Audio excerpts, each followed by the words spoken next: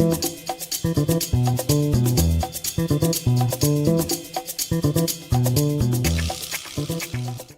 get nuts indeed, guys. What is happening? Welcome to Film Junkie Live. It is still light outside. What is happening? Oh God, daylight savings. Good job, everybody. I praise all of you and myself because I think we achieved what we needed to achieve.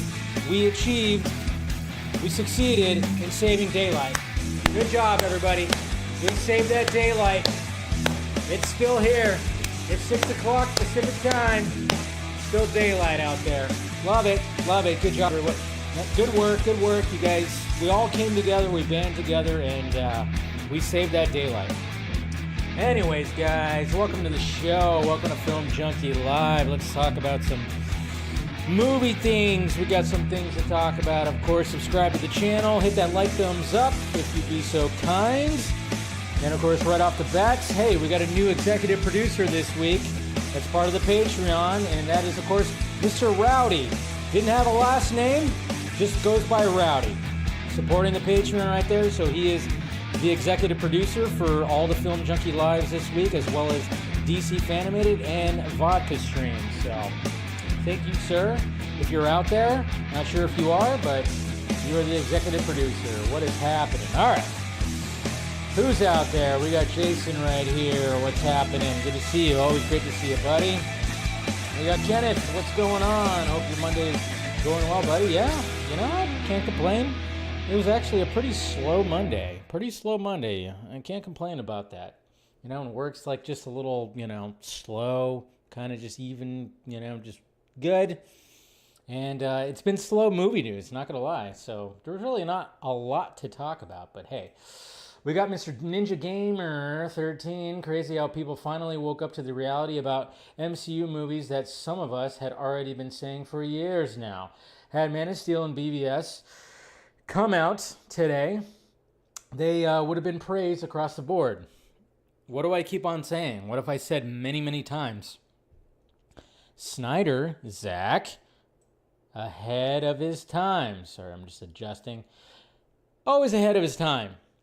Ahead of his time. That's the thing. When it comes to Watchmen, ahead of his time. When it came to Man of Steel, ahead of his time. BBS, ahead of his time. That's the thing. Is like that's what's going to be studied when it comes to film school in the next decade or so. They're going to study the comic book movie genre, and Zack is going to be just big time studied when it comes to all that. Just saying. I'm just saying. So. Here we got Mama Film Junkie right here. Good to see you, Mom. Love you. Of course, we have Ryan. Good to see you. Howdy, Mr. Versus Seed. Always great to see you, bud. And we got Cloned Avenger. Do you think we get a new Superman trailer this month? No, I think it's going to be next month. Sounds like it's going to be next month. We'll talk about that. CinemaCon. That seems like a place to, put that out there. I'm just saying. Wow, behind the scenes tea tonight? Not really shots. We got some shots of behind the scenes when it comes to Superman. So good to see you, Eric. We got Shane O.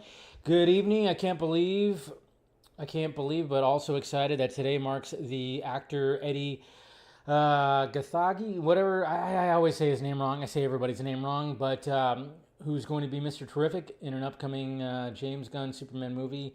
Just 4 more months. We got 4 more months. Yeah, it's going to go quick.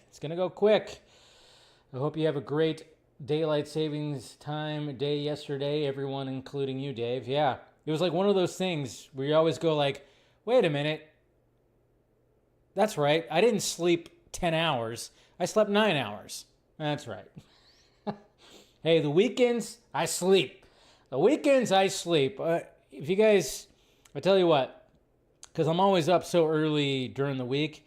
On the weekends, I sleep in as much as possible. It doesn't always work out. Usually I'm up by 8 o'clock, 7 o'clock sometimes. But I'll fall back asleep. But usually I'm in bed, I got my little coffee maker that's right next to it. I put the coffee maker in there, make sure it's ready, and I'm watching something on TV, I'm scrolling through my phone, and I'm just laying in bed till at least 11 o'clock, man. I just like to just full on relax when it comes to that. What's going on, Jacob? Saw Mickey 17. I need everyone to go see that shit 5 fucking times in IMAX. That is the most creative, original shit I've seen in a while. High five. High five. Because I'm one of those that 100% really enjoyed Mickey 17. I didn't love it. I can't wait to watch it again. But I was so engaged with it, and it was so original and over the top and ridiculous, and, you know. Wonder Meg had a really, she had a good little line when she talked about her review.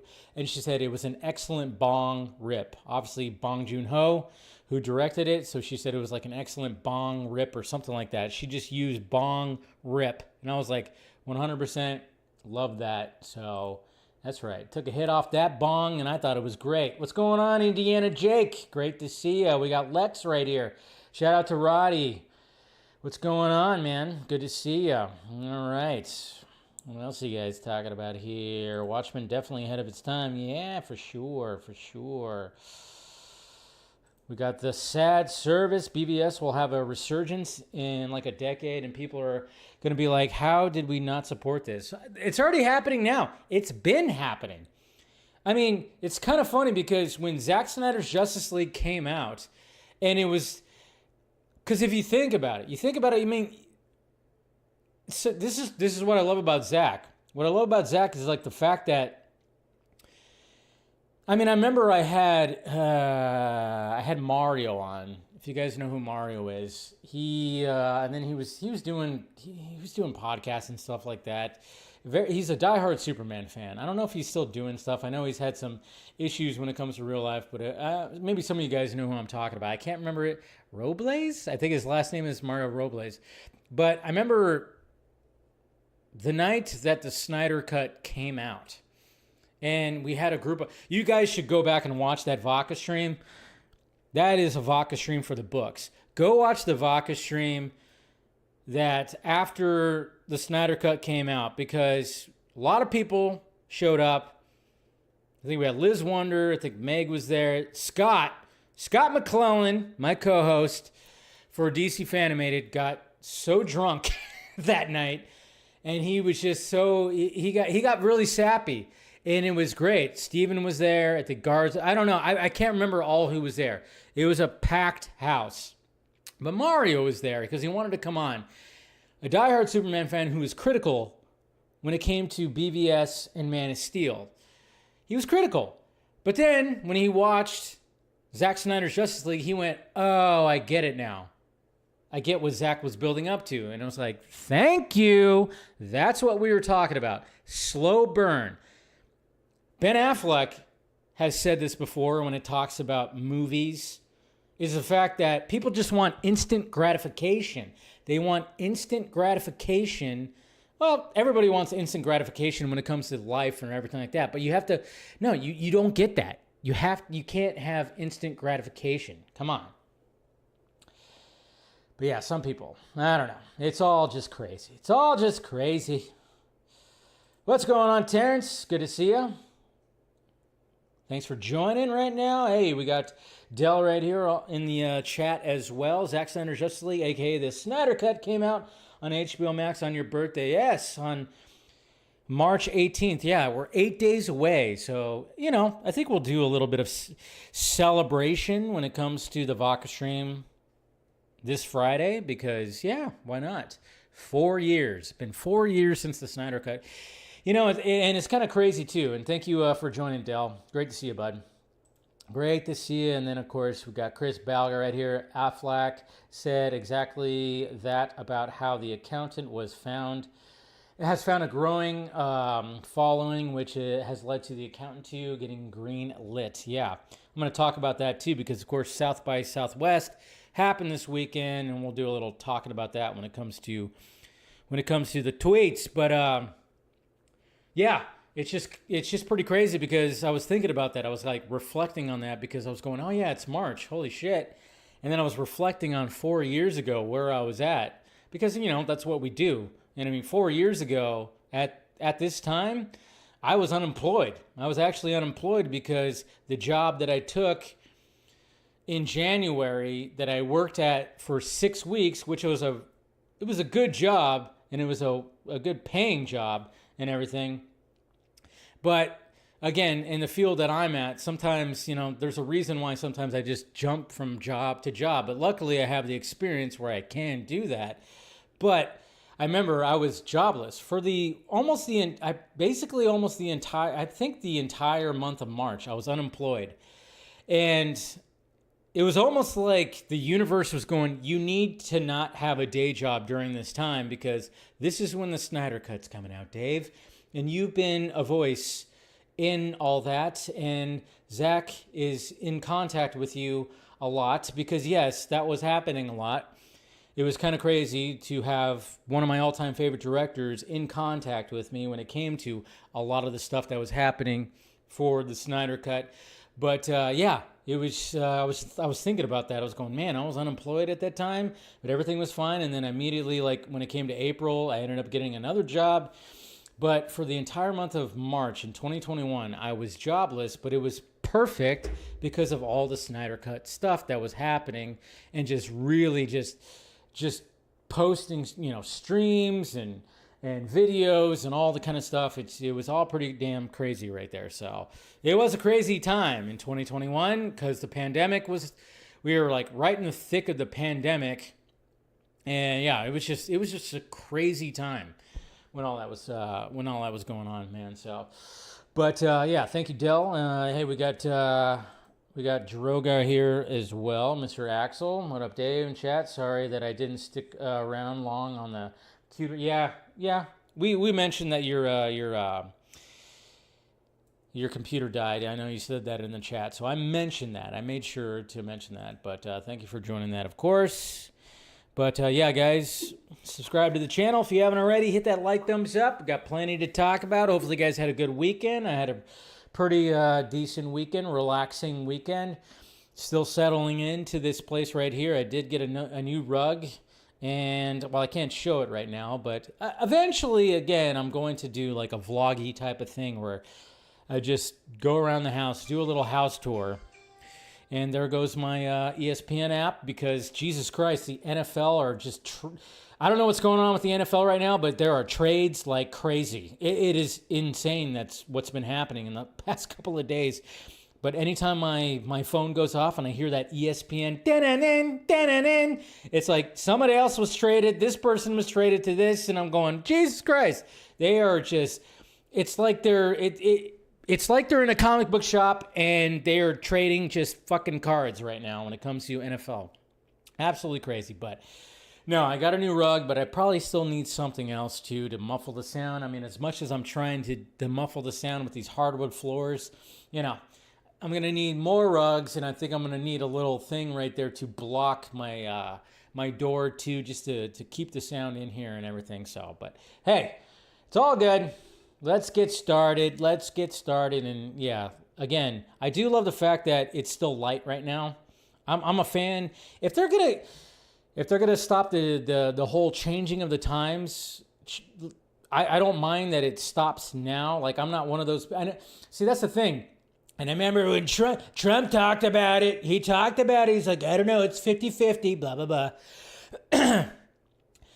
Who knows if daylight savings, the changing of the time back and forth is ever going to go away, because I saw the video of Trump getting asked about it. He said, it's 50-50. People don't want this. People.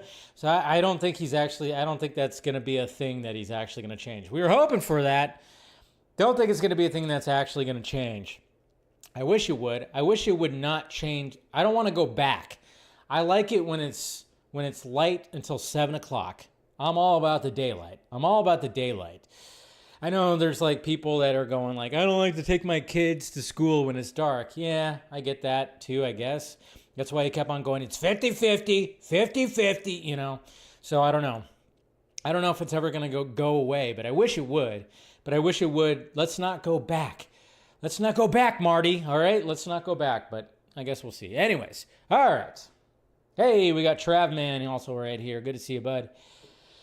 Let's get to the show. Let's get to everything going. Whoops. Let's not let's get the other screen up. All right. Let's get to these tweets right here. All right.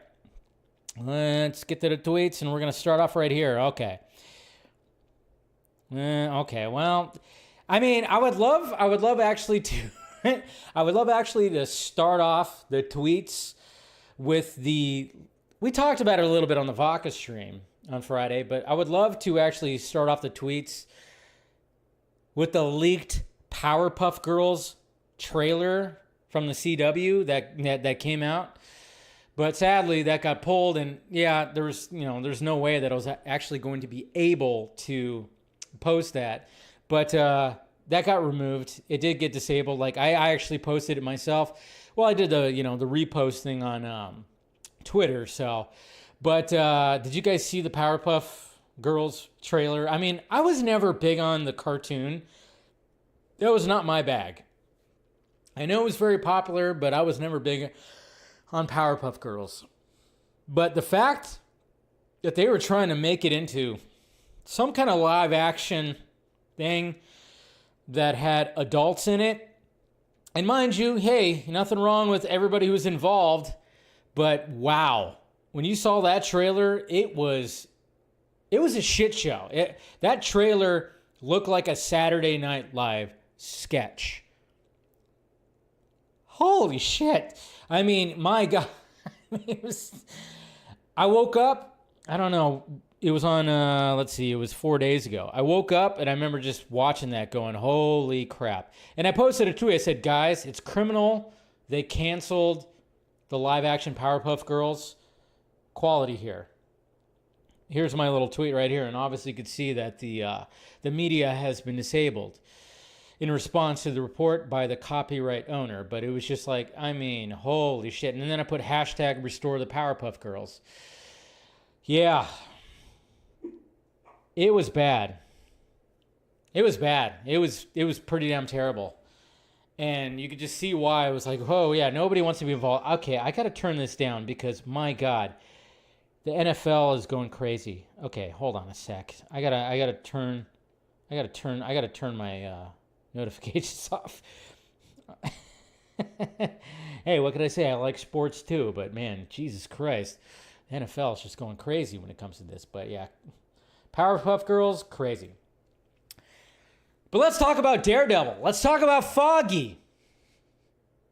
Is Foggy actually dead? Is Foggy not going to return? Well, we've heard that they're both going to actually return. Who knows if is Karen going to return in this season? Maybe not. I don't know. It just seems like the way I look at it when it comes to Daredevil Born Again, sometimes I'm just kind of thinking that when they revamped it and they thought, okay, we have to include, we can't just like turn away from what they established in the Netflix show. So we have to return to some of it. But at the same time, as much as it was reported that they were like, oh yeah, we're just gonna reshoot and revamp the whole thing when it comes to Daredevil Born Again, I just don't know how much they actually did. And maybe when it came to this season right here, that it's all gonna be about Matt Murdock coming back as Daredevil, and of course, Kingpin being the mayor of New York. So when it comes to Karen and Foggy, maybe they're not going to emphasize that until the next season. And apparently, according to a new report, that they are going to, in fact, be part of season 2. And then, of course, obviously, what happened to Foggy in the opening of Daredevil Born Again, the first episode, it was kind of like, what the hell? But we have this right here that, of course, in the day of the internet, everybody's just pulling out their jeweler's loop or their magnifying glass. And we have Daredevil updates right here that's saying the address for Nelson, Murdoch, and Page's law firm office in Daredevil Born Again is 468. And we have Daredevil issue 468. The Secret Life of Foggy Nelson. Right there. Right there. And yes, it is 468. Oh, he's coming back. There's no way. There's no way. As much as I hated that, even though I thought, well, that added a level of drama to the opening of Daredevil Born Again, I'm just kind of going, come on. You're not going to just bring everybody back just to like shoo them away. No. I don't know, man. I don't know. They do a time jump a year later, right? So I'm just kind of going, yeah, I think Foggy's going to be coming back. I don't know. There's going to be something there. And I hope so. I kind of hope so because I'm like, you can't just do that. Right? You can't do that.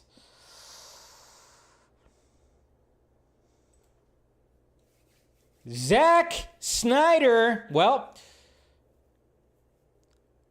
Zack Snyder is probably, obviously, one of his next movies, we already know, is going to be the UFC movie, which I think is right up Zack Snyder's alley, and I think he's going to do something great when it comes to this UFC movie. Of course, I made this joke right here because, obviously, we've seen when it comes to Turkey, Allah Sheikh, if I'm saying his name wrong, and I apologize if I did not, but it is kind of funny because he posted this right here, and again, this is why I, when it comes to the whole discourse, when it comes to Gunn fans and Snyder fans, that, obviously Snyder fans are like, well, Zack didn't post that James Gunn selfie, so obviously he hates him, right? He hates him. He didn't want to do it. No, he did actually agree to it. He doesn't post every selfie on social media. He didn't post this selfie right here when it came to Turkey right here with Turkey. I'm probably saying his name wrong. Again, I apologize if I did not. With the great director Zack Snyder, and big surprise soon. All the world will talk about it. So 100% is going to be talking about that. And then it's kind of funny too because he posted with Tom Brady, with one of the biggest sports legends, Tom Brady, looking forward to great things ahead. So then naturally I was like, oh yeah, there you go. It's not going to be the UFC movie. Zack Snyder is going to be directing a biopic about Tom Brady, and since Tom Brady has not aged because he's a fucking vampire, apparently he's going to star as himself in the Tom Brady movie directed by Zack Snyder. GOAT directing GOAT. Maybe? I don't know. Probably not. That's not going to be the case. But it is kind of interesting how this gentleman right here, who's got billions, he's a billionaire. It just kind of makes you wonder, what the hell, okay, so when are they going to fully announce that UFC movie? We know it's coming. And I think it's going to be a big movie. I think it's going to be funded. I think Zack's going to have a lot of budget to work with. And we know that Zack can work with a low budget. We know he can. We know he's one of those that's efficient with budgets. But it just seems like he had the backing of the UFC and and this dude who's got billions. It just seems like Zack's going to probably have a pretty freaking good budget when it comes to this UFC movie. I don't think Tom Brady's probably not involved. Maybe that's a whole different thing. But you never know. Tom Brady could be involved too. I don't know. But I'm just saying. That was just the joke I just said right there. But I'm just kind of going like, man, this guy seems like he's just wanting to work with some people, some pretty popular people when it comes to America. So we'll see what happens. I know some people were like, I've had some people actually say like, maybe he's going to fund to restore the Snyderverse. So I'm going, okay. Or maybe Zack's going to do something entirely different, which I think he wants to do. I'm just saying. And then, of course, on Friday, I'm sure you guys saw this right here, and it was just like, oh boy, of course this happened. The DC YouTube got hacked. That's right. It got hacked. It got hacked by a middle school student for a time. So it's like, so yeah, DC's YouTube channel got hacked. And it was like, holy crap, what is going on with DC right here? And it was like, oh no, what's going on? Oh my God. Of course, there were certain fans out there that were celebrating that, which is very weird because I'm like, wait a minute, don't you make fun of other people being real DC fans? And you're celebrating that the official DC YouTube channel got hacked, you're like literally celebrating it. I'm like going, I don't get it. I just don't get fandom sometimes where I'm going, wait a minute. I don't know. I just observe and I just don't understand certain fans and just the vitriol out there when it comes to things. But yeah, the DC channel got hacked, but it's back. It's back and it's good. It's fine. Everything's all set back and everything. I mean, that's the thing is like YouTube can do that, which is good. Which is good. Amazon, James Gunn. See, I had James Gunn on my brain. Amazon, James Bond. That's what I meant to say. Jesus Christ. Too much James Gunn talk. Too many similar names right here. But the Hollywood Reporter right here was kind of broke down a little bit when it comes to that whole thing about them purchasing the rights to James Bond. And, of course, we have, we had Miss Broccoli who was kind of holding on to the IP dearly and being like, no, you can't do spinoffs. You can't do certain things. James Bond is a movie IP. It's got to be this. It's got to be that.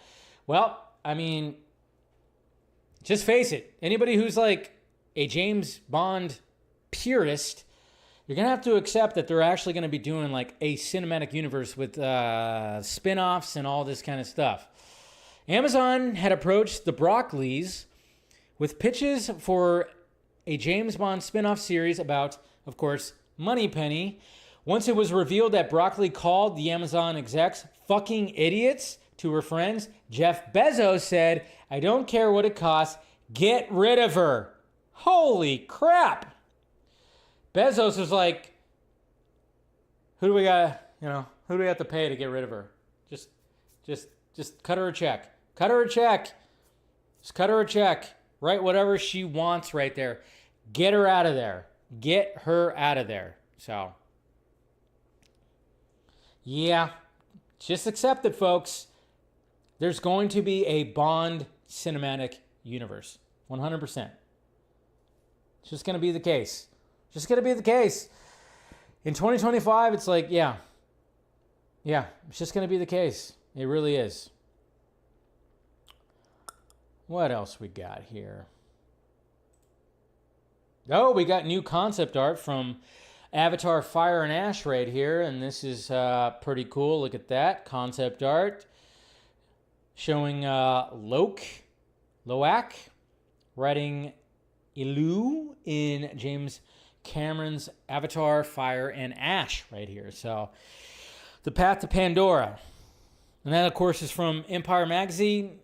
James Cameron's been talking about it. I mean, he's really just trying to push the new Avatar movie as much as possible. He really is. And I get it. There's nothing wrong with that. Nothing wrong with that. He's talking about how his wife was in tears. Apparently, Fire and Ash is going to be the longest Avatar movie. And there were some people complaining about it, which I saw that, and I'm going, I don't care. I don't care. If James Cameron's going to put out something, I'm going to watch it. It's just one of those things where you go to the movie theater to watch a James Cameron movie. It's an experience. It really is. It really is. Especially the Avatar movies. Watching the last Avatar movie, I mean, I drank an Avatar drink at the AMC IMAX that I went to that had sparkly stuff in it, and it was kind of weird. And I was like, why are there sparkles? There was sparkles, in my drink. And let's just say that when I went to the bathroom a day later, I was like going, what the F? Anyways, that's a whole other subject. Maybe I've talked about that on the Vox stream, but I'm just saying, you ingest little glitter. You ingest glitter, edible glitter, doesn't quite digest. Weird. Okay. Anyways, we don't have to talk about that. But it's an experience because you get the 3D glasses, you get the IMAX screen, and you watch it. Now, when it comes to watching Avatar on a normal screen, it's fine. But when you go to the movie theater to watch it, it is, wow. It's just crazy. It's absolutely crazy, but it's good. They're good movies. They're still good movies. and really looking forward to that. You know what else I'm looking forward to as well? We got Ray Fisher right here, and Ray Fisher is going to be re-teaming with one Ben Affleck. That's right. That's right. Ray Fisher. Remember when some people thought that Ray Fisher will probably never work again or something like that? Remember there was that whole thing because he was pushing back against Warner Brothers and DC Films at the time when it came to calling them out about the reshoots and what was all happening. And of course, you know, we love Ray when he was supporting Zack, saying, I love ZS. Well, now he's going to be in Ben Affleck's new movie. That's right. Ray Fisher, Mark Kaysen, and Christopher Woodley have joined Ben Affleck's Netflix thriller Animals. Animals! Gillian Anderson's also in that. She's co-starring with Ben, who's also directing. So, you know, I mean, it's just one of those things. Like, I mean, I was there, and I'm just, you know, these guys, they developed a really good relationship. I mean, look at that right there. I mean, that is a picture right there. I didn't take that picture, but I was up in the crowd when all this was happening in full circle. And they respect each other. They love each other. It's great. It's awesome. So, yeah, Ray Fisher, of course, joining that as well. You just love to hear it. You just love to hear that. So, I hope Ray Fisher is, like, going to get more and more roles because I think he, you know, I think he's a really good actor. How about that? I think he's a really good actor. Okay. Thunderbolts. Thunderbolts. Marvel Studios is really doing something different here. Dare I say that I'm excited for Thunderbolts, especially after this trailer that they decided to post. This one's interesting here, guys. I'm sure you guys saw it. Thunderbolts is looking to be something different, and I commend Marvel Studios for putting out this little trailer. It's only a minute long. But they made it look like an indie film. They made it look like an A24 film. And I think that's been actually mentioned by people who've talked about it who are involved with the film. And I'm just kind of going like, oh my God. If this Thunderbolts movie delivers in something that is just a smidge different from the Marvel formula, because Captain America Brave New World, disappointment, total disappointment, at least in my eyes. But this trailer right here, and I'm sure you guys saw it, holy crap.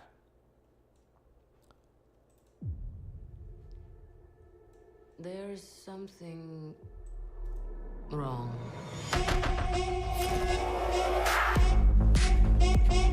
I mean, they got music that's just like, what? From the stars? I mean, right off the bat.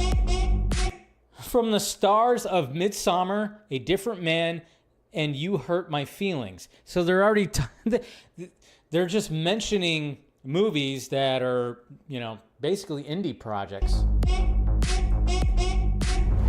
That looks cool. But it's like, what the fuck is going on right there? What? That looks interesting. All right. From the writer-director of Beef, cinematographer of Green Knight, which that's got great cinematography, production designer of Hereditary, editor of Minari, composer of Everything Everywhere All at Once. The Avengers are not coming. Who will keep people safe?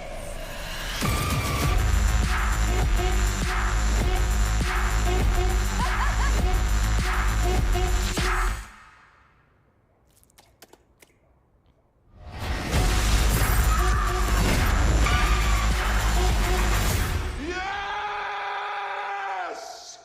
Yeah!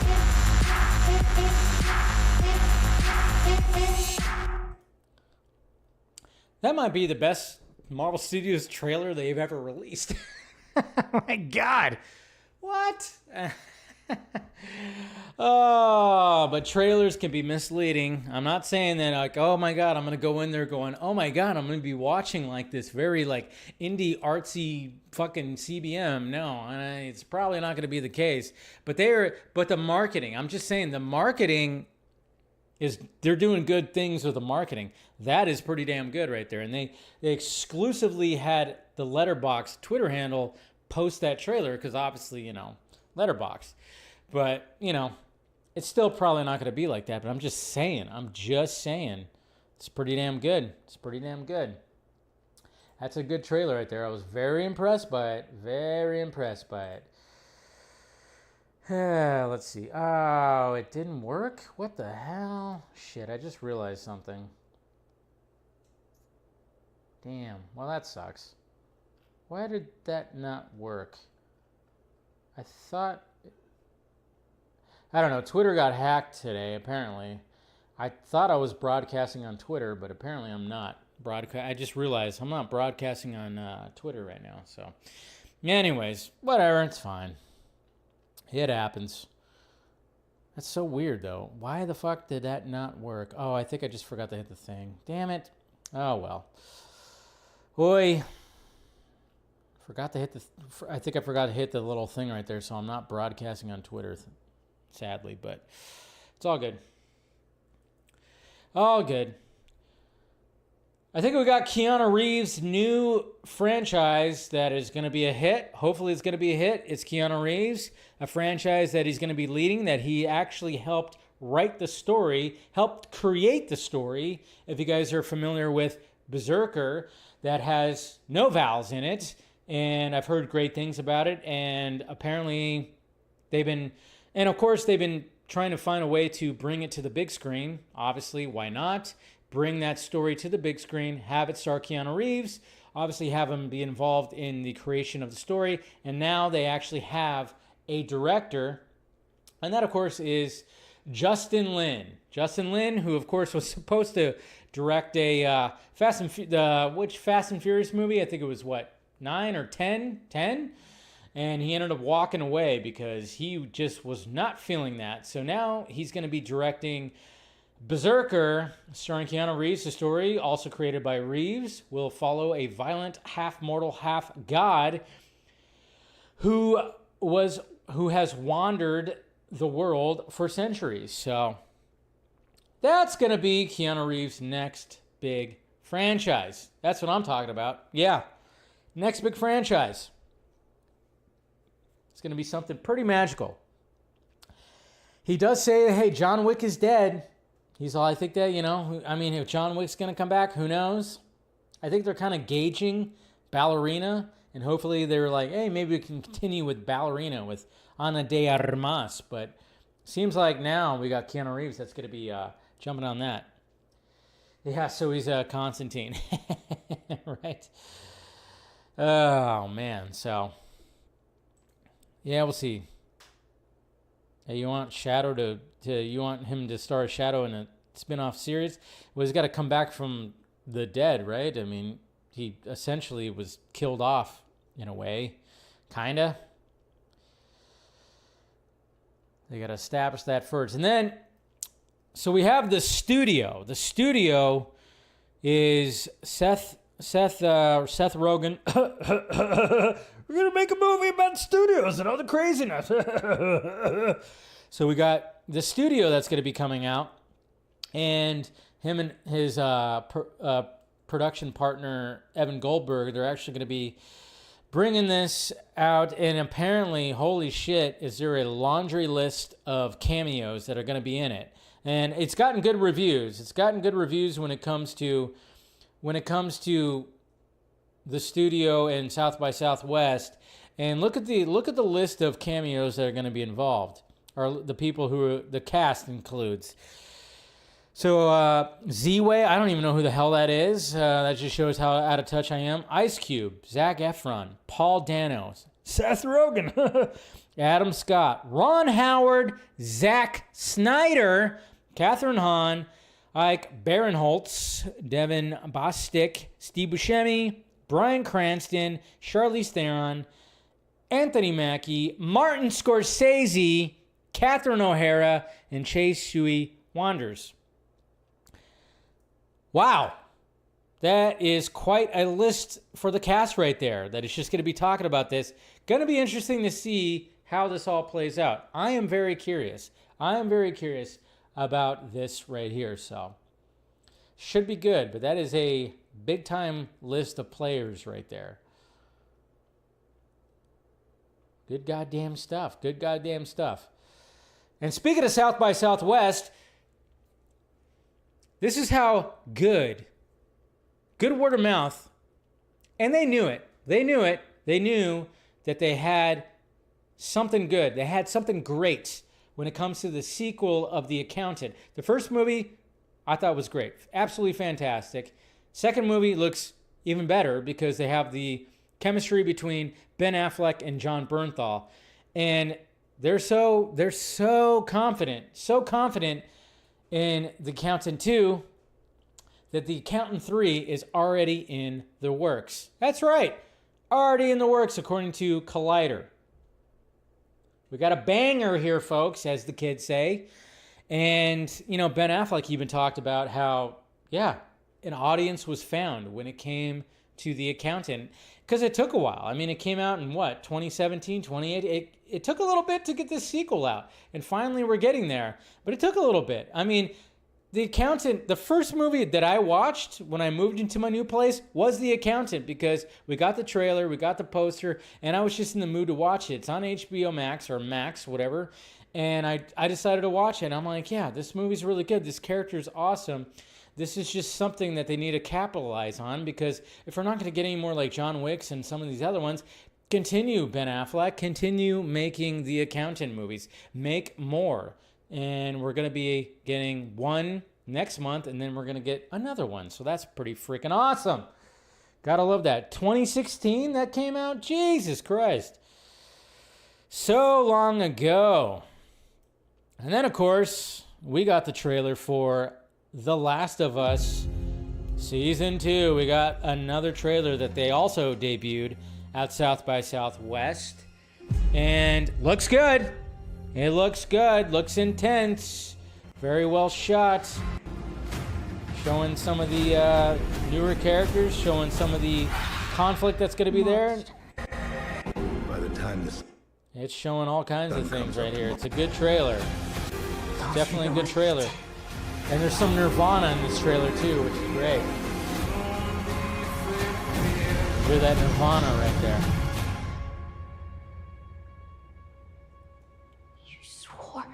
You swore. Ugh, intense. So can't wait for that also.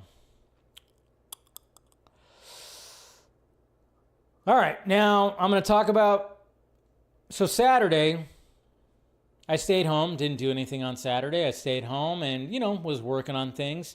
So, naturally, I'm going to watch movies. And you know what, guys? You know what I watched over the weekend? I watched Hellboy, The Crooked Man. It's on Hulu. It made its way on Hulu, so I was like, all right, you know what? It's on Hulu. I'm going to watch it. After I got done working on things, I put it on, and I was going, okay, let's see what Hellboy, The Crooked Man, is all about. Let's see if I dig this at all. And I'm not going to lie, guys. It's not bad. It's not bad at all. It's not great, but it's not bad. I actually dug the more lower key, like, hey, this is a small movie, and it's a horror movie. They very much made it a horror vibe. I was getting John Carpenter vibes with the score and with just the way that things were playing out. I was getting a little John Carpenter vibes as well as Robert Rodriguez vibes when it came to the style. But the biggest thing that I went, holy shit, Jeffrey from Fresh Prince of Bel-Air was in this movie? What the hell? He plays a blind priest. I was like, that's Jeffrey from Fresh Prince of Bel-Air. And of course, I love that show so much. But I was like, holy shit, Jeffrey's in this. That is crazy. That is absolutely crazy. But hey, I liked it. I dug it. And then right after that, I decided to watch Daredevil, Ben Affleck's Daredevil movie. That's right. I totally did. I did. And hey, I didn't watch the director's cut, but you know, I just put it on, you know, I had Disney Plus and I put it on and I was like going, all right, since we'd been talking about, and everybody's been talking about Daredevil with Daredevil Born Again coming about, I was like, you know what, I'm going to put it on and watch it. And you know what? I mean, it starts off good. It does. It really does. I really like the scene when Matt Murdock wakes up when he's a kid after he got blinded. This scene right here is actually not bad. Especially when it came to, 2003? This scene is actually not bad. And he's hearing all the sounds and everything, and he's like freaking out, and he's seeing his sonar shit. This scene is not terrible. It's actually pretty damn good. I like it. But, sadly, all of a sudden the tone changed. And it really changed when it came to, when it came to this scene right here. When it came to them fighting on a playground, that was so goddamn ridiculous. Yeah, that's where you start going, shit, yeah, this is not good. And then Colin Farrell as Bullseye. Now, Colin Farrell nails it. He knew his assignment. He knew what to do. Colin Farrell was probably coked up out of his mind during that shooting. The shooting of Daredevil, I'm sure he was probably coked up out of his mind. And he definitely was coked up out of his mind. Let's just say that there was a certain tape that got leaked that had him in it. And it was during that time because he had a shaved head. Anyways, so, yeah. Colin Farrell understood the assignment, but he was just... Yeah, it's definitely not the Bullseye that's currently in the show right now, for sure. But yeah, it definitely does fall flat. And Michael Clark Duncan was great as Kingpin. You know what? Pretty good. I thought it was pretty damn good. So, ooh, and then we have this right here. So we got Zack Snyder. Zack Snyder, man. Anytime that he makes an appearance, he decides to just go, you know what? I'm going to post something. I'm going to post something on Twitter. Why not? I'm going to post something. And he decided to post something yesterday on Twitter to be like, hey, I'm going to post this right here and just say 2 words. And naturally, that was going to get people like, what the hell? What's going on? And, and it was just really cool to see. And I'm sure you guys saw it on Twitter, but just in case you didn't, cool stuff. Posted this comicbook.com article that said the Man of Steel teaser trailer is still one of DC's best ever. And if you open this up, that is written by Brad Curran, who of course has been on the Vodka stream. He's been part of the panel. And he posted this over a week ago. And he's just basically talking about how, the Man of Steel trailer is still, the teaser trailer is still chef's kiss. So he posted that. And it's just kind of one of those things where you just go like, what the hell? That's just so random. But you got to love it. You got to love it. I'm sure somebody sent that to him and he was like, you know what? Fuck it. I'm going to post that right now. But then there's something that actually... somebody responded to Zach. And it totally was like, whoa, buddy, what the hell? And this is Jared Parrington. And I'm sure you guys don't even know who that is, but he's an artist and he does animations. And he posted this right here, which was like, holy shit. This is pretty damn amazing right here. And I went, okay, and wait a minute. He's worked with Zach before? Well then. Look at this right here. He posted this in response. And then, of course, is Henry Cavill Superman that is pulling the ship that we see in BVS. Look at that animation. That is gorgeous animation. What? I know. Anytime Snyderverse and the A word gets talked about, I mean, I can't help but talk about it because, again, I'm one of those crazy Zack Snyder fans that wants to see the conclusion of his Superman story arc and don't think it's going to happen in live action. Sorry, I don't think it's going to happen. And I know, like, yeah, there are people out there who are just like, live action or nothing, even though if it does happen in animation, they would watch it. And if they say they don't watch it, they're not actually Zack Snyder fans, for sure. But yes, Jared, let's take a little scroll down his Twitter profile right here. Okay? Yeah, look at that. New Dawn. Yeah, he does some pretty cool animations. What? Graves. Man of Steel. Huh? Graves, are you paying attention? Huh? So, posting a lot of things right here. Oh, Hope, BVS.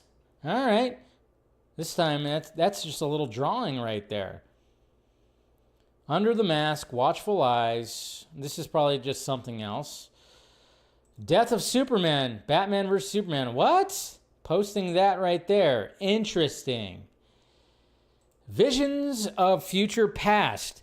This was the first keyframe I created that showed me the power of a vision and what it can do. Man of Steel was my first job. What? He worked on Man of Steel? What? And first time working with Zack Snyder. I want to make stories and images so huge they can only fit on the big screen. So yeah, just showing off that. And wait a minute, he did some Rebel Moon art too? So he worked on this as well? What the hell? Look at that beautiful. Huh?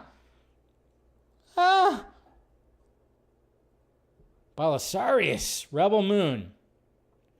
Worked on other things as well. Hey, remember this right here? Who wants real Superman wallpaper? Ooh. Warbot. That was from a while ago. What? What? Look at that. Is that the Man-Bat and Bruce right there? Yes, it is. Holy crap. Oh, and then early image of Cora, and the mother engine of King's Gaze. What? And that's the collie right there. So basically what I'm getting at here, I'm like going, well, wait a minute here. I mean, if he's done all this work with Zack, and if they're even thinking about doing maybe some animation and stuff like that, why not use this guy's fucking designs? This guy has made some pretty damn nifty little designs right here. General Zod, Man of Steel. We all know what this is. All we found was death. This guy has really good designs. That's all I'm saying right here.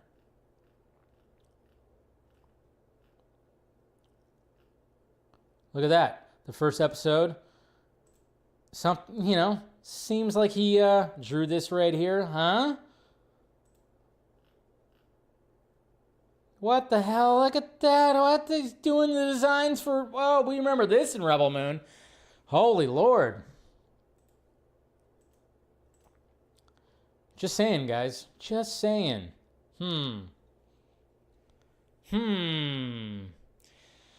Why not? If they were going to do the whole animated Snyderverse continuation, which I've been saying, I just want to see the goddamn conclusion of the story. And animation seems like that's going to be the easy approach. I would say use this guy's designs. Use this animation style. Use that style, because when I posted that, a lot of people went, holy crap. People who were not on board with the animated Snyderverse stuff are now saying, well, if they design it like this, that's perfectly fine by me. And that shot of Superman pulling the boat like that, come on. That's probably his most beautiful animation right there. I mean, I can't get over how gorgeous this looks with the sun right there and the coloring and everything and the fucking cape porn. Oh my God. That's just so goddamn beautiful. So goddamn beautiful right there. I'm not saying anything's happening right now, for sure, but I'm just saying if something is, go by those designs, please. Anyways, whew, just good stuff. I noticed the hole on the ship heals itself when the sun... Is it AI? I don't know. I would hope not. I don't know if there's some when it comes to that. Let me look what you're talking about. You're talking about the hole...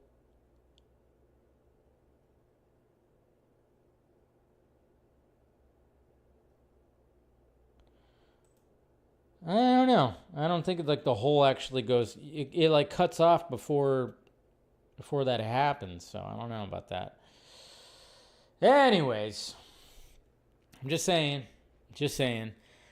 Maybe they talked about it. Who knows? Who knows?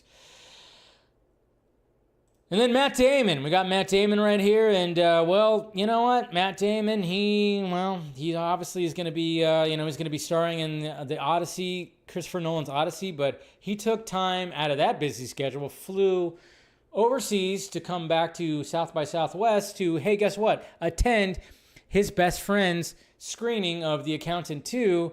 And here he is with his wife.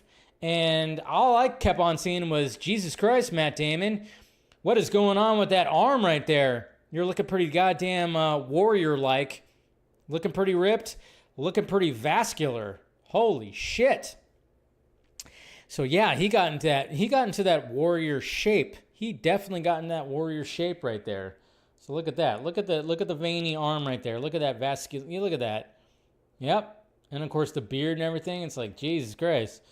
We're going to see Matt Damon fucking looking ripped. Looking ripped. When it comes to the Odyssey. That's pretty cool. That is pretty sweet. And then we got Edgar Wright right here, featured in Empire Magazine, behind the scenes. Of course, Edgar Wright, who is one of my all-time favorite directors, one of my favorite directors working right now. Doesn't seem like Edgar Wright can do anything wrong. And he's doing his new film, of course, is The Running Man, which obviously we know about the Arnold Schwarzenegger movie. It came out in the 80s, but it is based on a book. So naturally, it's not going to be a remake of that movie. It's going to be probably more in tune with the book. And of course, we don't really see much right here, but Empire Magazine did post this image in their new issue that shows him directing, showing the maestro at work right here. And that's pretty cool. And of course, little description. The story follows a TV game show where convicted criminals, runners, must escape death at the hands of professional killers. The original movie's fun, but, like I said, it's just like, it's probably going to be more based on the story of it all. And then Jack Quaid. We got Jack Quaid. We got Novocaine that's going to be coming out. And Jack Quaid is doing the best on his marketing for sure. And he showed up at the game all beat up and in a neck brace. That's right. Jack Quaid is doing great things when it comes to marketing of Novocaine, and I've heard nothing but good things about it. Obviously, people who attended South by Southwest have also gave praise to that. They've also gave praise to the movie called Drop, and that's also getting great reviews too. So that's pretty good. So a lot of good things coming out of South by Southwest, and that's all fine and dandy. All right, guys, that's all the tweets. And I apologize, guys, but yeah, I think I drank a little too much water today. I'm going to take a quick bathroom break. The tweets went on a little too long because now we're on 7 o'clock. So give me 1 second, guys. I apologize. I'll be right back, and we're going to dive into the main topics. Hold on a second.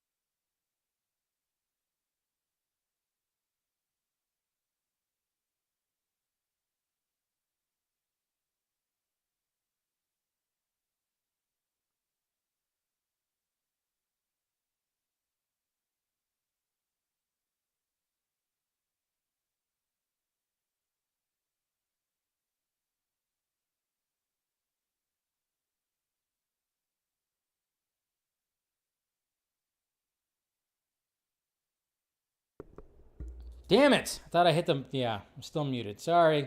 All right, so I apologize for that.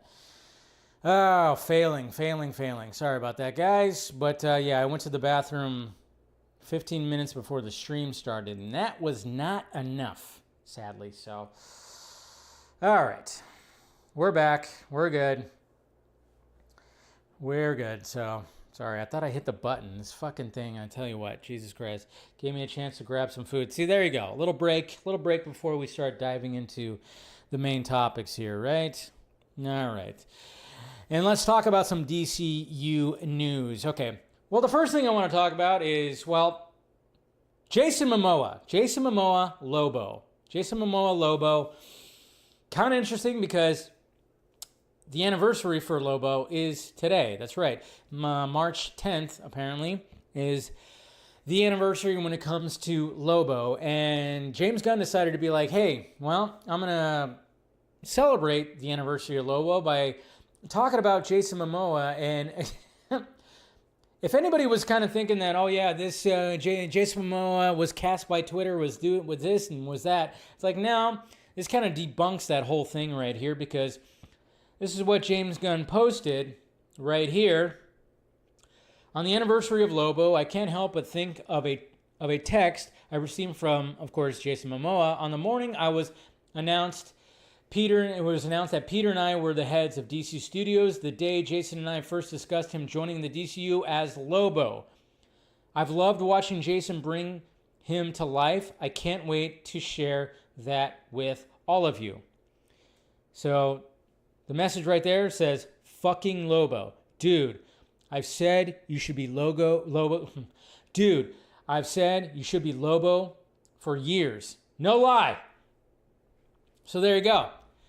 So I'm just kind of wondering, like when we saw that Jason Momoa video where he was very excited, I'm not sure exactly how long or when he shot that. Doesn't mean that he actually posted it right away. But I'm kind of wondering if that video that we saw Jason Momoa getting very excited and saying, fuck yeah, and all this kind of things, I'm guessing that's when he was having that message exchange when it came to James Gunn, that's when all that happened. And so, yeah, it just seemed like, I don't know. It just seems like Jason Momoa just knew that, yeah, Aquaman 2 is not going to end up turning out too well. It was probably a shit show. Filming it, maybe initially filming Aquaman 2 was okay, but then when all the reshoots started happening and there was probably some drama, and then, of course, all the Amber Heard stuff, I think that just kind of made him go, yeah, there's not going to be any more of this, and if they're going to do something new, I got to play Lobo. He's been campaigning for Lobo before he even got Aquaman, so there you go. There you go. So we got that, and that's that whole thing right there. And then, of course, James Gunn. Let's see. Let's talk about some of these behind-the-scenes images right here.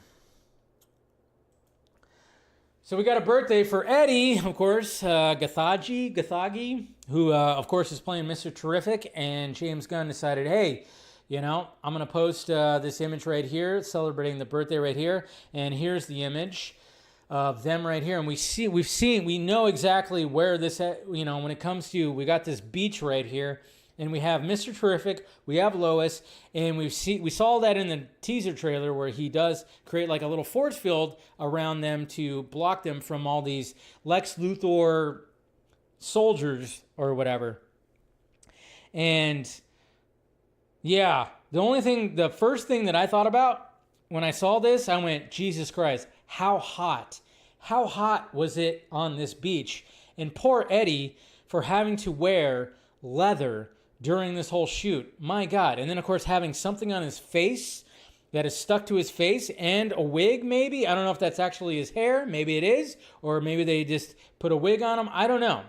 But I'm just saying, he had to have been hot as hell, because look at Rachel Brosnahan. She has a little fan right there. And you even see like people in shorts. This dude right here who's holding the umbrella has no sleeves. James Gunn is wearing a white tee. And I mean, it had to be hot as shit on this beach right here. So I was feeling bad. I was like, God damn. Well, yeah, happy birthday to him. Dude's 46 years old. Doesn't look it, of course, at all.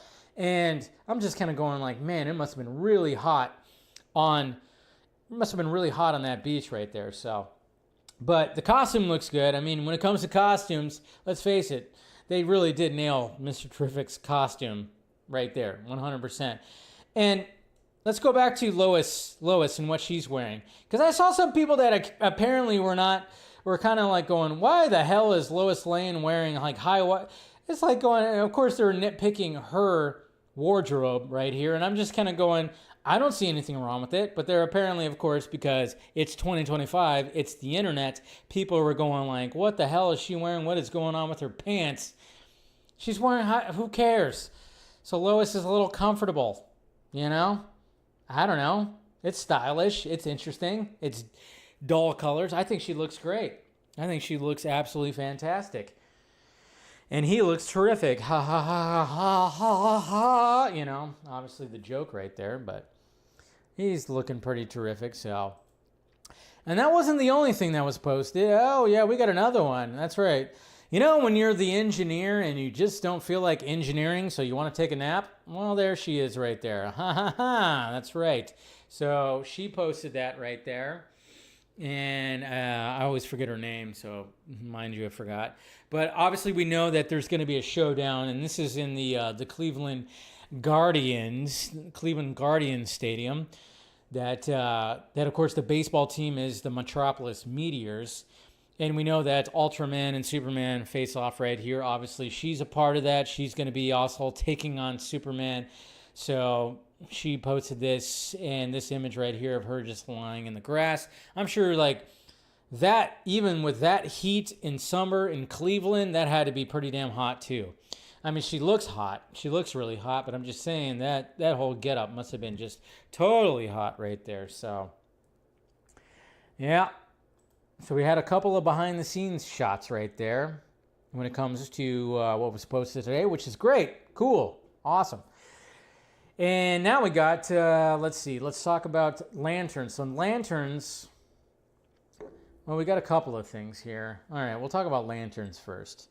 All right, so the first thing is, well, we have Jon Stewart's mom. Jon Stewart's mom is going to be in Lanterns, and we got the actress right here, and that is Nicole Ari Parker.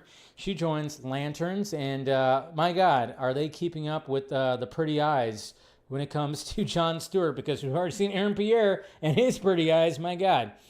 So, yeah, the official character description of Bernadette reads as formidable and tenacious. Bernadette refuses to give up no matter how insurmountable the odds. At her core, she's a fiercely protective mother who has worked her entire life to ensure that she and her family will not be passed over. So yes, talking about that, two members of the Green Lantern, blah, blah, blah, and they talk about that, and they talk about how she is playing his mom right there. So that was announced today. She's been in, officially picked up Lanterns, blah, blah, blah. They didn't talk about anything else, but haven't really seen her in too many other things. I meant to actually IMDb her. I should have pulled up her IMDb. I was trying to think of like what else she has actually been in. Come on, work faster, internet. Oh yeah, she was in Boogie Nights. How about that? Yeah. Ugh. What else has she been in? Just trying to think of. She was in Boogie Nights, Blue Streak, Remember the Titans. She's been in quite a few things. She's been in a lot of things, but like I said, the eyes, those eyes. She has very, very just like captivating eyes, just like Aaron Pierre. So yeah, she's been in a lot of things. Just nothing like, big roles, but, so there you go. So Jon Stewart has Bernadette, her mom, his mom, so we got that. Okay, so then, So then the next thing I wanted to go over, because speaking of Green Lantern and Lanterns, so obviously she was cast. But then we have Garrett Dillahunt, who's part of Green Lantern. And he plays William. McCon? William. All right. So he posted this right here. Good to see the kind of talented folks of course, at Fractured FX Inc. Again, for my latest project, you know, I love a tight rubber suit every once in a while. This one will fit like a glove. And Fractured FX has actually worked on Army of the Dead and Rebel Moon and various other projects too. So obviously he posted this video right here and it's kind of interesting.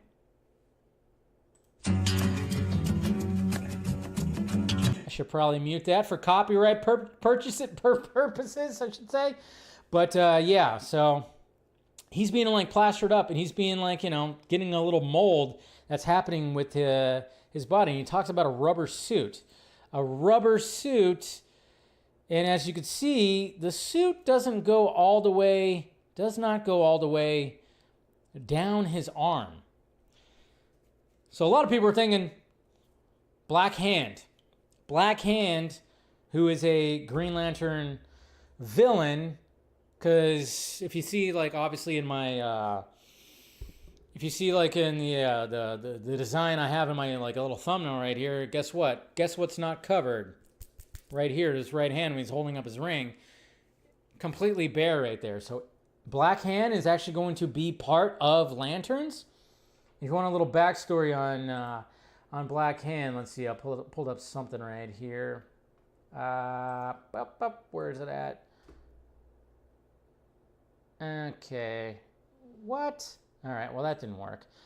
All right, so turns out I don't. See, I'm totally failing today, guys. I apologize. Totally failing today. I thought I had something pulled up, but I don't. But essentially, Black Hand can actually, you know, his power can be, you know, he could absorb the power, the Green Lantern's ring and bring it onto himself. And then, of course, cause all kinds of problems for the Green Lanterns and everything like that, for the Lanterns and everything. So there you go. So Black Hand might be actually a part of that. His name is William as well. So, yeah. God damn it. I had something up. Did not save. Ugh. Man, just failing today. Absolutely failing today. But it's okay. Let's see. Let me pull up something here to get like a full-on. I forgot like his full-on. His name's like William Hand, right? I wasn't like too familiar with him, but yeah. William Hand. So his name is William already, and the fact that he, you know, can be William Hand, and they're actually talking about his name being William McCon, kind of interesting. So it sounds like this is actually going to be pretty legit. And the fact that he's being, you know, he's having that. And then, of course, he's having his right arm. Because, again, Black Hand, if you see, like, his design right here, I'll pull up, like, a picture of him right here, too. Just so you guys get like, a more of an idea. And, of course, now my Chrome is not working at all. I'm telling you what, guys. I don't know what's going on with technology and me for the past couple of days. It has not been fun. My computer crashed while I was editing yesterday. I don't know if you guys have a Google Chromecast.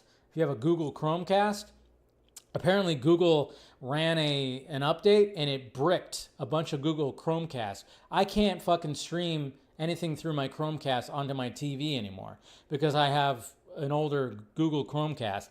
And then Twitter got hacked today. I don't know. It's end times. It's definitely end times.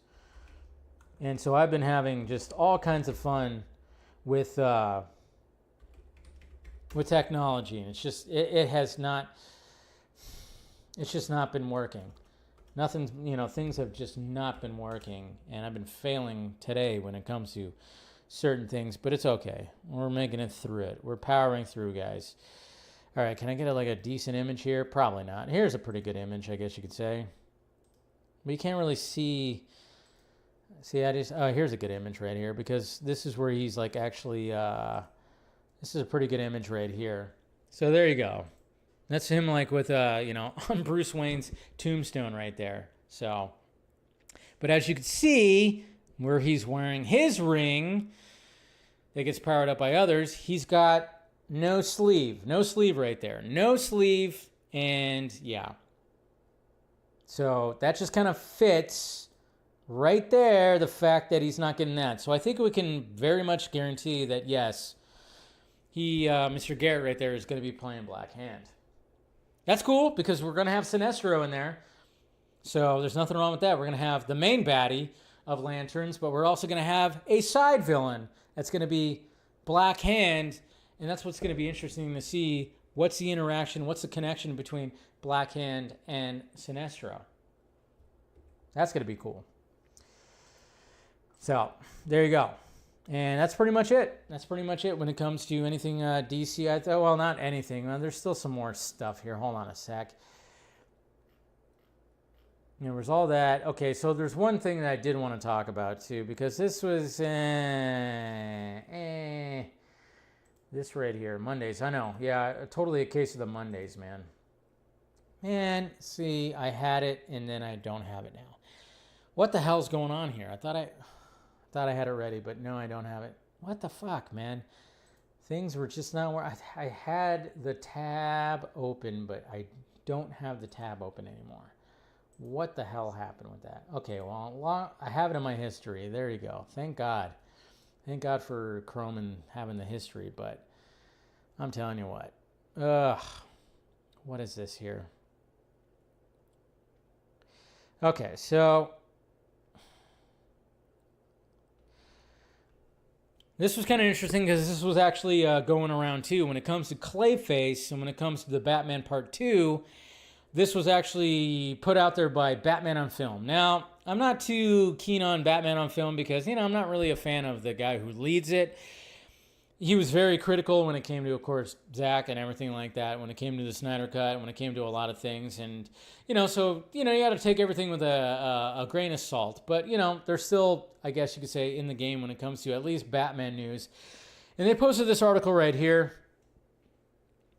The March 2025 Batman on Film mailbag. Update, somehow the mailbag went semi-viral about my thoughts on Clayface movie, and part of what I said has been reported as fact. While I stand by what I wrote about the road this project took from inception to getting to greenlight, it shouldn't come as a surprise. A Clayface film was one of the spin-off projects that Matt Reeves developed, along with projects based on Professor Pig, the Scarecrow, and what became of course, the Penguin. And that report was like 2 years ago. Meanwhile, in Gotham City, of course, it said, filmmaker Matt Reeves is quietly making the expansion plans. Reeves is developing a sequel to The Batman, which of course grows, blah, blah, blah. Already series spinoff focusing on the Penguin. And then, of course, talking about all that. There's a reason that there was a scuttlebutt and chatter back then that Clayface might be a character in the Batman Part 2. And there's also a reason that Matt Reeves and Sixth and Idaho are producing Clayface along with DC Studios. And for the Batman history uneducated, the original Basil Carlo version of Clayface, who was not a shape-shifting blob of mud, could have fit in Reeves' verse. Yes, he could have with the Silver Age version of all that, for sure. So then he's basically just saying that I'm not going to go over the whole thing, but basically the breakdown right here and what everybody was talking about is, yes, at one point Clayface was in fact going to be a villain in the Batman Part 2, but then that got thrown away to where it was like, okay, then it was going to be a spinoff in Reeves' universe. There's going to be a Clayface. And then that got turned into a DCU one. So it is kind of interesting because we don't know shit. First off, we don't know shit. Of course, the people who hate James Gunn are just blaming James Gunn for doing, whatever. It is kind of interesting because I'm kind of going, all right, when it comes to the Clayface, the original Clayface, yes, that would have worked in Matt Reeves' universe, but it's not the Clayface that people know now. Maybe it wouldn't have worked nowadays. I don't know. To have that Silver Age Clayface, more of a serial killer type, and he wears that kind of mask and everything, maybe that could have really worked as a villain. But then maybe after having talks with people and just with Matt Reeves just developing, maybe they just kind of went like, well, everybody just kind of knows the Clayface now is that shape-shifting, big, huge blob mud monster, I guess you could say. Maybe when you have somebody like Matt Flanagan, obviously, or Mike Flanagan, not but Mike Flanagan coming in and going, well, what about this approach? And they go, holy shit, that's a pretty good approach. And even Matt Reeves is going, whoa, shit, that is a pretty good approach. So, I don't know. there's so many things that are developing behind the scenes. And of course, people just want to point the fingers at like, oh, the reason why this and the reason why that person's to blame, that person's to blame. But at the same time, it just seems like there was a lot of developing in what they wanted to do with the Clayface character. It's like, yeah, we could fit him right here, but it has to be this version.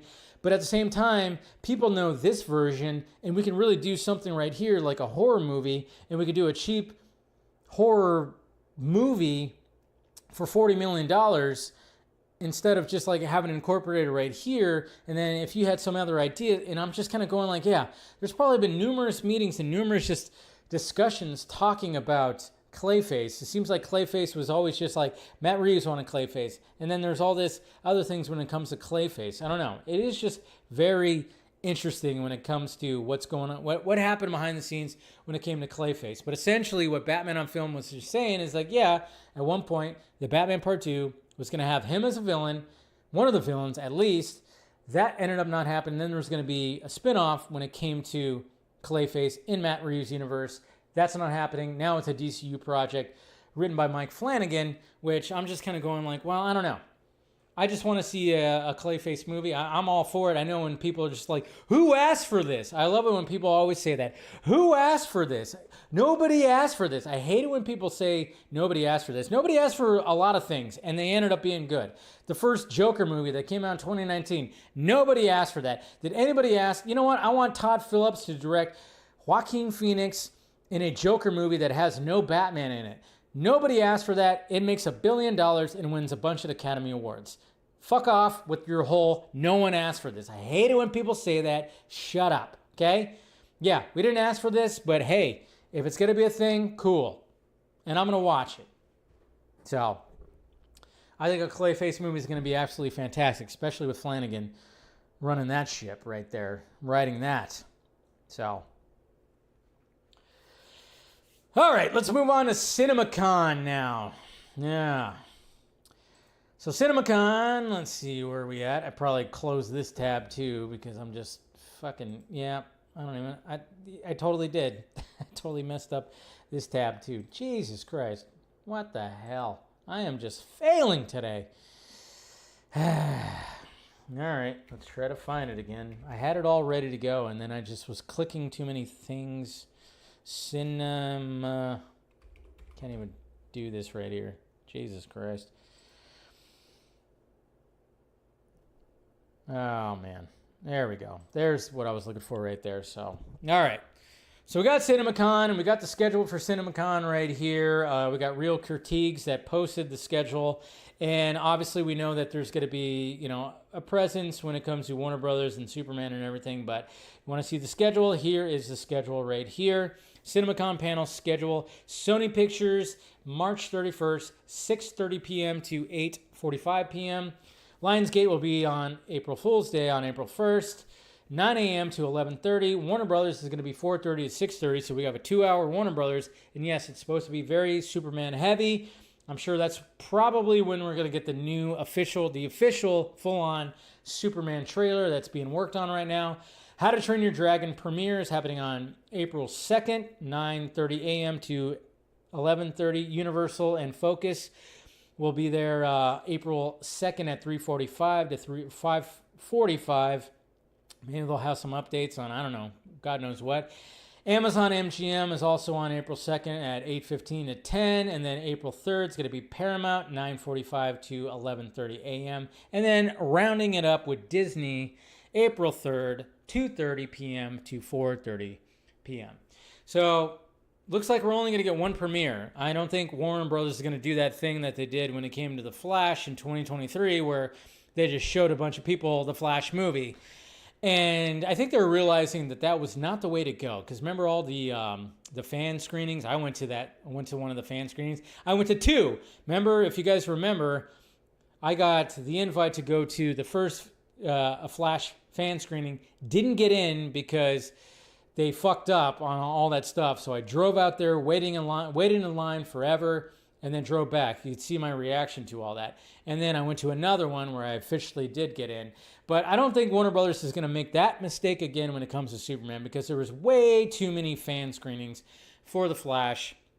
I don't know if that would have, prevented things to happen the way they did when it came to the Flash, but I'm just saying they're not going to be doing that with Superman. And yeah, but I'm sure that's when we're going to get that new trailer. They're probably going to show it there, and I'm sure, like, you know, Corn Sweat's going to be there, Brosnahan, the cast, James Gunn, they're all going to be there.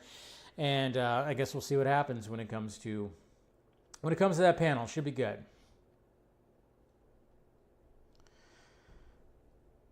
And now let's talk about the box office. Mickey 17, pretty divisive when it comes to reactions to Mickey 17. You guys know I enjoyed it. I enjoyed it, yes. When I watched it, I went, oh yeah, there's going to be people that do not like this movie. And sure enough, the reactions out there, people are not liking it. People are definitely not liking it, but I was hoping for the best, and hoping for the best that something like this, I mean, you got Bong Joon-ho, who has made this movie, and he's an excellent filmmaker, and it's shot very well, and it's off-the-cuff, original, weird. Robert Pattinson acts his ass off with his voice and everything. Mark Ruffalo is so over the top. A lot of things are over the top, but, you know, did it really gather an audience? Somewhat. I mean, $19 million domestic, so maybe not as much as they want, of course. So it did get the top spot. And then overall, worldwide, it made $43.7 million. I think it had a $110 million budget. So yeah, probably not going to make the budget back. I don't know. It doesn't seem like that's going to be the case. Unless it just has some like weird good word of mouth. I don't know. And then, of course, you have Captain America Brave New World, that came in second. I don't think it's going to make $400 million. Doesn't look like it's going to make $400 million. I was questioning whether it's going to make $400 million. It's not. It'll be on Disney Plus not too long from now. And then, of course, we have Last Breath that came in third. That's at 14.8. Not sure how much that movie cost. Probably not all that much, but still not really doing all that great. But yeah, and then there you go. And then, of course, The Monkey's still running kind of strong right there. 45, and this movie costs only like $20 million, so it's already doubled all that. So I think it's fair to say that the Monkey's going to end up being pretty successful, I guess. And then, of course, you had some other things that have come out too. Anora's up there. Anora got, of course, more theatrical releases. Gotten a huge bump when it comes to a lot of things because obviously Best Picture. So naturally, that's going to be the case. So yeah, I don't know. Mickey 17 is probably going to end up it's going to be underperforming for sure. Even though I'm like, man, people give it a shot. It's like, that's what sucks. It's like you have this original movie, this original sci-fi movie. Yeah, there's going to be similar tropes when it comes to things, but it's shot so well, it's acted well. But, there's social commentary within it. So there's going to be people that don't like that. There's going to be over-the-top characters in there. People don't like that. I don't know. It's got a good rating, of course, on all the different critical websites. But, yeah, when I walked out of that, I was like, yeah, this is not going to be a movie for everyone. There's going to be people that absolutely hate this movie. And sure enough, there are, I saw a certain someone who had like a meltdown about the whole thing and said, like, people should be fired and all this stuff because, well, that guy can only do scoops and post weird things online and act like an asshole and just block people who disagree with him. And he's a failed, probably, screenwriter and filmmaker, so he just wants to lash out and just say just ridiculous shit. I mean, like, yeah, okay, we get it, dude. You didn't like the movie. But the fact that just the way that he puts it out there with his 15-year-old profile picture, because he looks nothing like that now. You guys know exactly who I'm talking about, I hope. But God damn it, I saw his little reaction to it, and I'm like, God damn, this guy is such a fucking asshole. He's such an asshole. Jeff Snyder, okay, moving on. But he's the hero to some Snyder fans now, which is just shitty. But anyways. All right. And then finally, let's talk briefly about the update when it comes to Gene Hackman and the death of him and his wife, which is truly tragic. It's crazy. It just came out of nowhere. I mean, obviously 95 years old. He lived a full life. But just the way that he went out and the fact that his wife also went out too, who was in her 60s, one of their dogs, just pretty crazy stuff. It's just really crazy stuff. And now some new developments that came about. And of course, I can't find this either. I mean, I'm telling you, what the hell is going on with everything today? There it is. My God, I just wanted to find like the brief. I mean, obviously we have right here, we have this Variety article. We have this Variety article right here. They actually, more things have come about. No carbon monoxide poisoning, no gas leak. They said there was like a minor, maybe a little bit of a gas leak coming from the stove, but not enough to warrant what happened right here. Gene Hackman died of heart disease and Alzheimer's a week after Betsy Arakawa, wife's death was due to hantavirus. Crazy. So she died of hantavirus a week before he died. So we were all thinking that he went first, and then maybe she just like took some pills and said, all right, I can't handle this and whatever. But holy Lord, she died a week before he did. And then they didn't find his body till a week later. So that's why they were both mummified, which is crazy. Gene Hackman likely died about a week after his wife, Betsy, died due to hantavirus, a medical examiner announced Friday. Hackman died of cardiovascular disease with Alzheimer's disease as a significant contributing factor, said Heather Jarrell, the chief medical examiner for the New Mexico Office of Medical Investigator. Arakawa likely died about a week early on February 11th of hantavirus, a potentially fatal virus transmitted by mice. Both deaths fall under natural causes, which can include heart disease, stroke, cancer, respiratory failure, infections, and age-related complications. Jesus Christ, I don't know. It's all just weird. It's something you get from mice? Why did she get that? She got the hantavirus? I mean, it is all freaking crazy. There's a lot of this just like, it just doesn't make sense. It doesn't quite make sense, but I don't know. This whole thing has been weird from the get-go. It's been weird from the get-go, and it just seems to get weirder. And I don't know if we're going to get anything more from this. It just seems like now this is what they're going with. It's because of this. She died because of this. A week before him, he died because of this. And the poor dog was locked in a kennel and then died of, obviously, like starvation and stuff like that, which is all just crazy and sad. But yeah, there you go, guys. There you go. Yeah, so that's the update right there.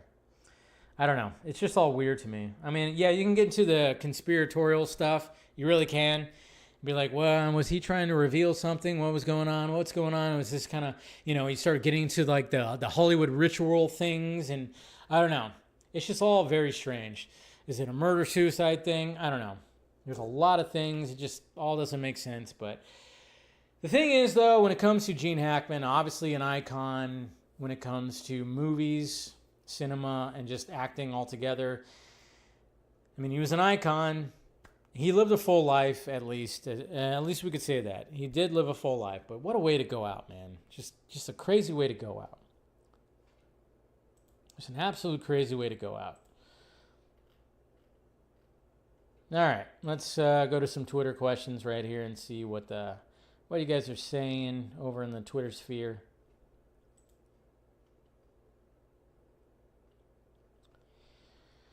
All right, let's see this. All right, we got Eric right here. Hey, Dave, Jared's animation is awesome.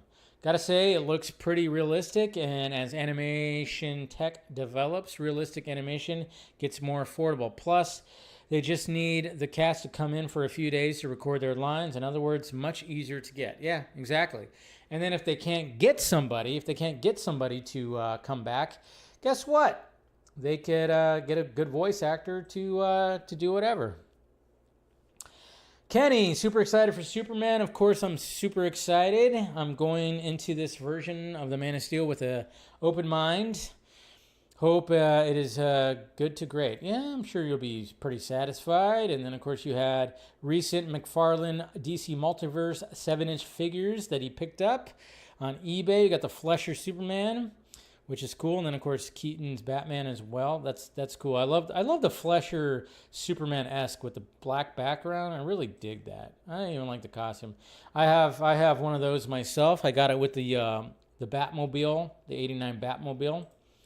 So I got me one of them too there, Kenny. And then of course he said, do you think we'll get updates on Supergirl, Woman of Tomorrow? Yeah, I think they would probably talk about that. I wouldn't be surprised if they also mentioned Supergirl, Woman of Tomorrow at CinemaCon as well, for sure. Mr. Nobody, I'm really pumped for Lanterns. I get it'll have action, drama, mystery, and a dash of humor, which I'm totally down for. But do you think it's going to be a little bit dark and ready, just a bit? I always get the feeling it might be a little too Marvel-esque. Nah, it's definitely not going to be this. It's definitely not going to be that. Darkness Under the Wind. Dave, when do you think Matt will become Daredevil again in Daredevil Born Again? The next or fourth episode. I think it's going to be, you know what's going to happen? This is my prediction when it comes to tomorrow's episode. I think we're going to get that shot that we saw in the trailer of Daredevil Born Again, where he opens it up and you see all the different, the different helmets.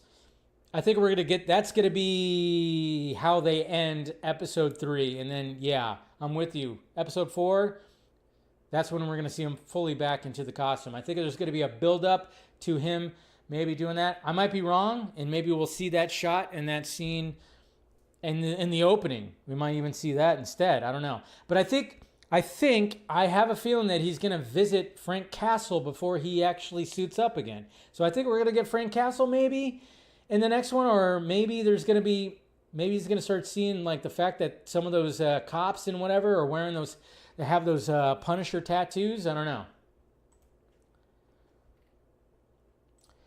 Devin Wooter, hey Dave, Twitter was acting weird. It was working, then it was not, and then DC YouTube channel hack, and then it's back. And I just watched Batman vs Superman Ultimate Cut and Zack Snyder's Justice League. Do you have a favorite scene from both of them? Well, when Wonder Woman saves Batman's ass, I mean, you can't help but love that. And then of course, I don't know. There's when Superman comes in and stops Steppenwolf's axe and says, "Not impressed." I mean, that's also a crowd pleaser right there when it comes to Justice League, so it should be pretty interesting. So it's pretty good. Rez97, hey Dave, spoilers for Daredevil Born Again if anyone still hasn't seen episode 2. What are your thoughts on the Punisher tattoo and that dirty cop? Maybe Frank is attracting the wrong crowd to be supporters, fans. Yeah, that's probably what they're going to emphasize. It's probably what they're emphasizing, and that's why I think Frank is actually going to show up in episode 3, to be honest. And I don't have any knowledge or anything. I haven't asked anybody who's seen the whole thing. And then we got Jamon Watson. I swear, if Twitter fuckers keeps it up, I'm moving to Blue Sky. Twitter right now is fucking cancer with all the fan base around Gunn and Snyder, etc., who's responsible for making this dumpster fire of an app anyways. I know. It gets pretty crazy, but I mean, Twitter's just that space where everybody's just, it's free range. It's the wild, wild west, man. It's the wild, wild west. I mean, no matter what, it's just, no matter who was owning it, it was always going to turn into something like this. It really was. I mean, especially when it comes to movie fandom and comic book fandom, there was nothing that was going to totally hold that back, no matter what. But yeah, I mean, it's just a wild, wild west, and I'm not going to get rid of it. I'm not going to move to Blue Sky or any of the other ones. I'm just like, no, I've been on Twitter for fucking over a decade, so I'm just going to keep it, and I'm going to continue to utilize it, even though I effed up tonight and did not broadcast on there. Again, I swear, the past 2 days when it comes to technology and everything, including Twitter, it's just been pretty crazy. So I'll make sure that I'll be broadcasting on Twitter for the next couple of streams. So, but there you go, guys. That's it right there. Holy crap. We made it, even with all the technical difficulties and the pee break that I had to have. So pretty good. Let's see. We're pretty good out there. What's going on, Caleb? Good to see you. All right, I think that's pretty much it. let's go ahead and wrap this up, guys. Make sure you guys subscribe to the channel if you haven't already. And make sure you hit that like, thumbs up, share the stream if you haven't. If you want to do that too, it helps everything. And if you're watching later, hey, comment. Leave a comment down below. All right, guys. Follow me on all the stock meds that are all provided down below. If you want to support the channel and even become an executive producer, hey, support the Patreon. And then, of course, we have the memberships when it comes to YouTube, so if you want to support that as well, hey, by all means, we do a members-only stream after every Wednesday stream. So, all right, guys, have a good rest of your Monday. Have a good Tuesday. I'll see you guys on Wednesday, and God knows what we'll talk about. We'll see what happens in the next couple of days. All right, love you. Talk to you later.